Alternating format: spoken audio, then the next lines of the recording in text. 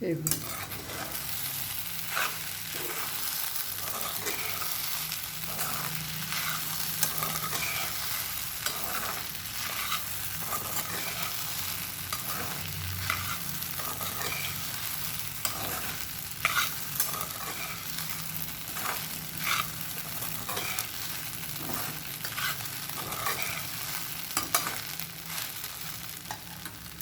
आता यामध्ये असा मी एक मोठा बटाटा घेतलेला आहे.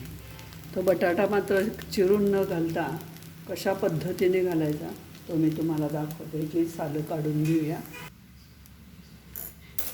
हे बघा, अशा किसणीने जर आपण बटाटा किसला तर तो पटकन बारीक शिजला जातो आणि खिचडी खूप मऊ राहते.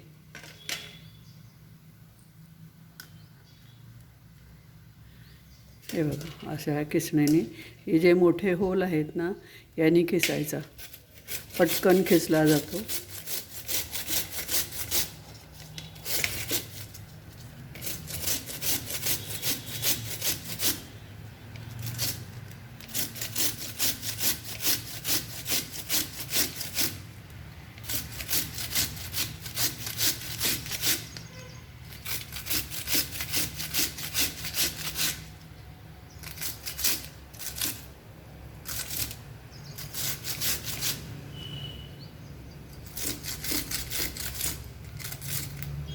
याला खूप धार असते, जरा बेतानीच हा किसायचा, कारण याला धार असल्यामुळे हातसुद्धा आपला कापला जाऊ शकतो.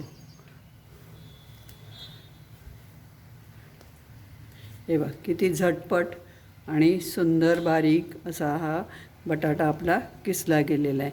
यामुळे काय होते की आपली खिचडी मऊ राहते. कितीही वेळ ठेवली तरी ती मऊ राहते. त्यामुळं असा बटाटा घातला तर खूप फायदा होतो. आता आपण हा बटाटा पाण्यामध्ये धुवून घेऊया. हे बघा, आता हा स्वच्छ पाण्यामध्ये आपण धुवून घेतला. याचे स्टार्च सगळे निघून गेलेत. आता हा बटाट्याचा किस आपण या खिचडीमध्ये घालूया. साधारण एक बटाटा पुष्कळ होतो. मोठा जर जास्त खिचडी करायची असली तर एक मोठा बटाटा घ्यायचा आणि कमी खिचडी करायची असेल तर एक छोटा बटाटा घ्यायचा.